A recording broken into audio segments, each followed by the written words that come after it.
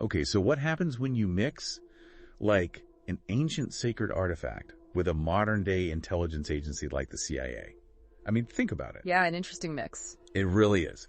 And actually, you shared some pretty fascinating material looking into the connection between the Ark of the Covenant and the CIA. And, well, that's exactly what we're going to dive into today. Our mission. Unpack the facts, separate them from the fiction, and give you a clear understanding of what the sources actually reveal. Right. It's quite something, really, to consider the lasting power of an object like the Ark. Oh, yeah. Talking about a religious artifact, we're talking 13th century BCE, right? Wow. Commissioned by Moses, acacia wood covered in gold, the mercy seat with the cherubim, inside, the 10 Commandments, Aaron's rod. I mean, this was the big one. Huge, yeah. For the early Israelites, this was the symbol of God's presence. It moved with them, in the tabernacle, and then it was enshrined in the temple. It meant divine protection and their covenant with God. I mean, really powerful stuff. And then, boom. It vanishes. It vanishes. The mystery of its disappearance after the Babylonian conquest in 587 BCE, right, which leads to all sorts of speculation, right. Ethiopia being a popular theory. Right. And it's good to remember that these sacred chests weren't unique to the Israelites. There are similar things in ancient Egyptian rituals. Interesting, okay. But with the Ark, it's the religious meaning, that symbol of that agreement with God. That's huge. Yeah, it really is. And all that brings us to the question that's been kind of, making the rounds. The Ark and the alleged CIA connection. I mean, is there anything real here, or is it all conspiracy theory stuff? So we're going to explore the historical context, look for any actual CIA involvement that we can find. We'll look at the fiction surrounding all this. And finally, we're going to assess just how plausible these claims really are.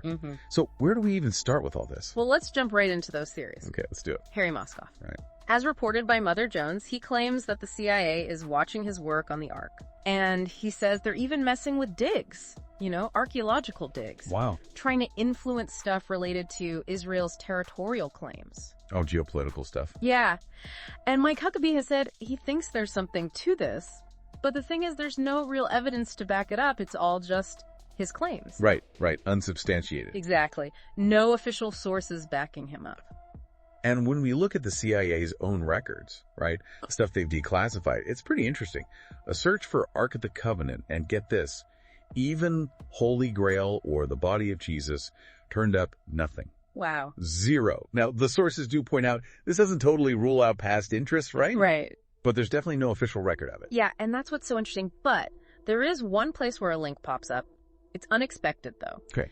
CIA's declassified Stargate files. These are the files from their remote viewing program. Oh, right. And there's this specific entry, December 1988 document, that labels training target #0209 as the Ark of the Covenant. I mean, come on. That's wild. The remote viewer, they describe a container made of wood, gold, and silver located underground somewhere in the Middle East. Okay. They say it's got connections to ceremony, memory, even resurrection.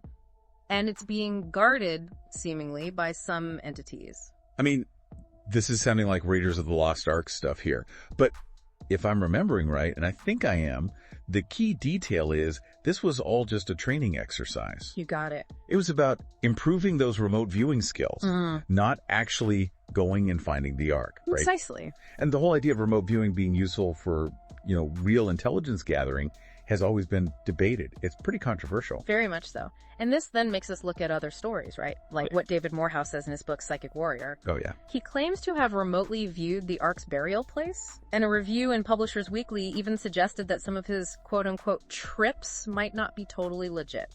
And like the Stargate program, these are just personal accounts. There's no independent verification. And well, let's be honest, the program's overall usefulness for intelligence was limited. Right. You've got to remember, you can't ignore the influence of pop culture on all this. I mean, Raiders of the Lost Ark, that movie has completely shaped how people think about this kind of thing. Oh, yeah. And it definitely made archaeology seem a lot more exciting than it probably is in real life. Right. And then you've got online information. Oh, yeah. Some reliable, some not so much. Yeah. Really fueling all these speculative theories. The source even brings up Ron Wyatt's claims, which have been widely discredited. Oh, yeah. That's a whole other story. It is. And the lack of hard archaeological evidence, beyond what's in the Bible, leaves a big gap for speculation to rush in and fill. So as we think about all our sources here, official documents, news reports, academic and religious perspectives, personal accounts, it's really important to separate what's actually been verified from what's just speculation. The solid points we have are the Ark's historical description from the Bible and that it was used as a target in CIA remote viewing training. Anything else? Current location theories, claims of CIA interference, all that remains unproven. So, to sum it all up for you, our listeners, what's the bottom line here when it comes to a possible connection between the CIA and the Ark?